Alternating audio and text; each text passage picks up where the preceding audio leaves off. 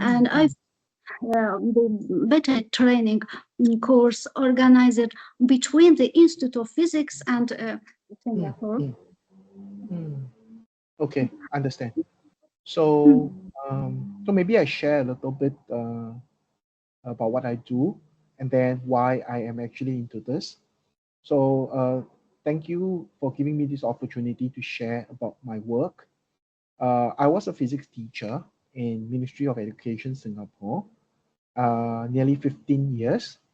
So, as a physics teacher, I'm trained in Cambridge at the secondary school level as well as the junior college, and I'm also trained. I'm a certified physics educator in the city, in the state of New York. Yeah, in the city of New York. So that was where I did my masters in education, but there was a double specialization in physics. So I believe that physics is a very interesting subject, which it is not just about learning formulas, memorizing, and I like to teach physics in a very different way to my students. I like to use the approach of active learning plus modeling. So because of this, then I came upon when I was in New York doing my master's in 2011. That was where STEM education was started or was actually heavily promoted by the former U.S. President, Mr. Barack Obama, and they wanted because they believe that STEM education it would help to bring up the level of mathematics and science in United States as well as in UK, United Kingdom, right? Where, sad to say, um, females, right? Not only females, but there is a lack of students pursuing physics or engineering as well as mathematics. So they wanted to use STEM. So in 2015, in my own research, so 2015, that was where they felt that there was a heavy emphasis on mathematics and science. So it became like teachers who only teach the hardcore subjects like coding, writing formulas, basically the right brain. So that would be STEM.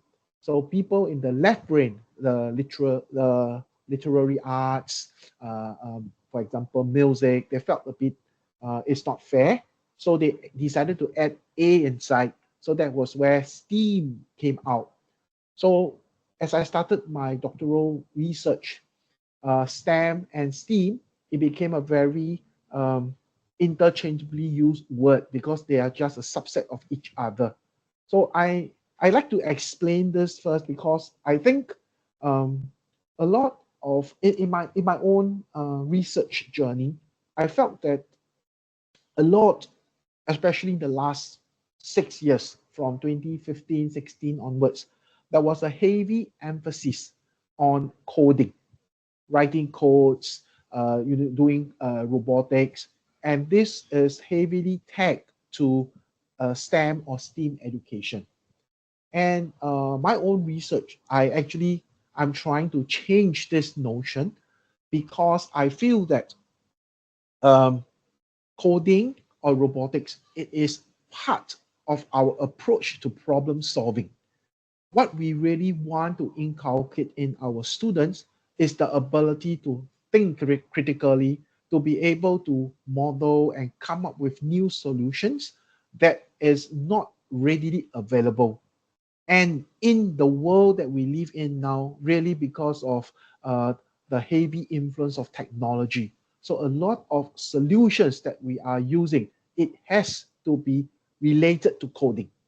So somehow, STEAM education, I feel in my research, it is the big driving factor in building 21st century competencies in our learners. But coding is a subset of this. We use coding as an approach to problem solving and not coding as a means to its end. So this I thought this is a way that I'm trying to approach my STEAM, how I define STEAM education since 2018. And so so once I define this, then the next big thing that I'm trying to do is since 2010 every ministry around the world, Ministry of Education, they wanted, or there was a very heavy emphasis on competencies, right? Even in OECD, we talk about competencies. Critical thinking becomes like the buzzword in every researcher, in every teacher, in every school. And we talk about communication, we talk about inventive thinking. But I like to take a step backwards, and I like to ask, as I train teachers and even parents, I said, when we send our children for STEAM lesson, coding lesson, right? By letting them go through this, um, I call this parade square coding. So you will just follow the teacher. Okay, step one, drag this. Step two, drag this. So by doing this, at the end of 10 weeks, and your child, after attending the lesson, can build a fantastic robot. They can run, they can jump, and they can use to build competitions. So my next question is, where does critical thinking come in? How do I know that this program that the child has undergone, it's really, there is a, I call it a delta. That means there is a change in the way the child is able to think better, in the way the child is able to analyze more. So because of this, I started my doctoral journey, and I wanted to look at a certification program for critical thinking. So in short, after I said so much, what I want to summarize is STEAM education is a way, it complements traditional education by emphasizing on competencies that is not possible in a traditional classroom setting. And when we are looking at building competencies, I want to make it more um, authentic. I want to make it uh, more people able to say, yes, because I go through this program, I really have learned this and I've improved. And I think this is very important to parents and teachers to see a change in the child. So that is how I define STEAM education. I would like our teachers who teach them also share their opinions. Uh, please. Your teachers, is it? Yeah, I am a Yeah. scientific researcher. I work in Institute of Physics, and I am associate professor. And Yes, yes. for um, STEM is very useful developing students, Mm, of course, mm. teachers. Yes, I yes, know. yes. And at the moment, who would like give any uh, question to Turner Lamb or share opinion? Mm, Teachers. mm, Example, to develop a project to solve a specific environmental problem, any mm, problem, can we organize it between Institute of Physics and our students, teachers. Uh, mm, mm. mm, you So, offer. okay, so I'm very interested in physics, right? So what I'm trying to do now, actually, as in my quest for putting technology into physics, I tried to using. I tried to design situations where students can learn physics in a AR, augmented reality environment. So they will then go there, and then it's like they are trying to uh, solve a problem in a virtual world, but they got to tap on their physics concepts and knowledge to be able to do that. It's something like a game, role play, RPG role playing game, but I wanted to, like, because the buzz now is putting on the AR and the VR headset, and then they are like, oh, doing this. I thought that is something which can heighten the interest of students in learning physics. Yeah, but before this, what I actually Mhm. do is I do a lot of activities outside the classroom. So because I teach middle school, mostly middle school, so the students, I want them to find out about, for example, forces.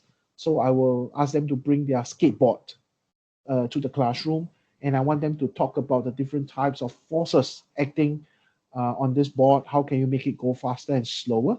And they are supposed to compile it into a little 30-second video to share with their friends. So this is something I thought that, I try to make physics more relevant to the students' life. Is always ready and will come with opportunities for corporations. For instance, in scholarships programs for students. Facilities and capabilities institute visit. Yeah. So I think I think one of the things that we can do is we can start off with having little collaborations on the internet where students can try to maybe give them a problem and they can try to use the physics concept to attempt create prototypes, and then we can share it. And once the prototype or their sharing is more, I would say, more stable or more ready, maybe what we can do is we can also submit this as a proposal to the AAPT, Association of Physics in the US, where the students can actually share about what they have learned and how they can contribute to the learning of physics concepts to other students. For the middle school or even up to the high school, a suitable journal that I can recommend would be the physics teacher. So that is something which I think we can be looking at. Maybe let me send you the link, and then it may be better for you. Let me type in the group. Okay.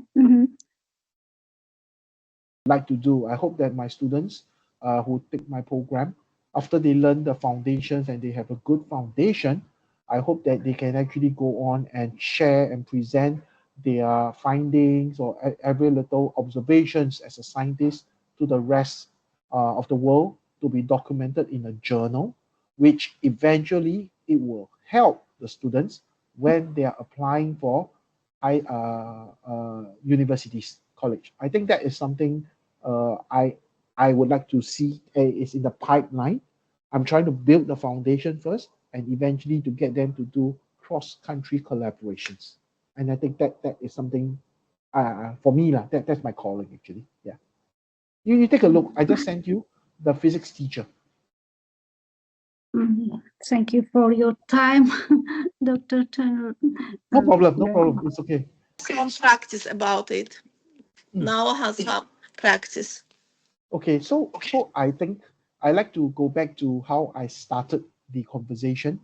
I think one of the big challenge is really changing the mindset of teachers, where STEM or STEAM education, it is not just about science and mathematics, right? I think we need to take one step back, where regardless of the subject that we are teaching, our focus is now on competencies. So, for example, if we think of competency as a tool, critical thinking as a tool I want to teach. So, how can I adopt critical thinking in the teaching of geography or in the teaching of physics? If we look at competencies as the end goal, then this is how it will cut across all subjects, whether it is in English, art, geography, math, physics, even science, right? Because at the end, regardless of the subject that you are teaching, you are focusing on critical thinking as the main deliverable, the main outcome. To me, that is the purpose of STEAM education. And once you are looking at it from that angle, then geography would become a subset of STEAM education. Okay, maybe I explain in a more. Let me use an example. We go back maybe to 500 years ago, in the 1500s. We talk about very famous scientist, Isaac Newton, right? Da Vinci, mathematician. Yes. While they are famous for maybe Newton's law, they are famous for mathematics, right? Yes. But at that age, at 1500, at that age, one of the wonders is the fact that they can draw, they can explain, they can write equation, they can build. So to me, that is STEAM education, because you are looking at it as the ability to build, the ability to draw, correct? But as we go into our education system now, we start to become more focused. I'm a physics teacher, so I only want to teach physics. I'm a math teacher, I only teach math. We become very focused on the teaching of content. How many topics I need to teach? What is the learning I want? So in the student's mind, if we are very focused, to me, my research, if we are so focused on learning the content, the outcome to them is about using the learning of content rather than the ability to use the content. So to me, STEAM education is going back 500 years, where we want to create students, regardless of the subject that they are teaching, but they are able to apply the knowledge and use it across. So that's why one of the very, very common description in STEAM education is it is interdisciplinary, or now we call it is transdisciplinary. To me, that is STEAM education. Yes, I'm agree with you because Da Vinci was how physics, how Yes, mathematics, and yes, a yeah, poet. even art. Yes, Yes, yes. yeah, yeah. So to me, Now because uh, the program very hard, the people the people can't learn more subjects because geography now very hard. They can mm, only study geography. They can't interested yes, another subjects in correct. poem. They didn't time to read literature. Yes. So I you see, agree with you. to me, it's because our education system now, we build our education system in silos. That means a student will look at you, oh, you are a geography teacher. A student will look at you, oh, you are a math teacher. So in their mind, they are like, Yes, oh, this yes, teacher only teach geography. This teacher only teach math. But they don't yes, realize we mhm, as teachers, we were once students. Some of the yes, yes, questions that they study, we also know. So my students get very surprised when I can help them answer a geography question. They are like, hey, how yes, come you know geography? I said, hello, I was a student 20 years ago. You know what I mean? But I yes, think this is how we are building it. So another way of explaining this is in secondary school, in junior college, that means in middle school and high school, we teach our students in different subjects. But when yes, they go to university, suddenly we expect the students to be able to put everything together on their own and to solve a problem.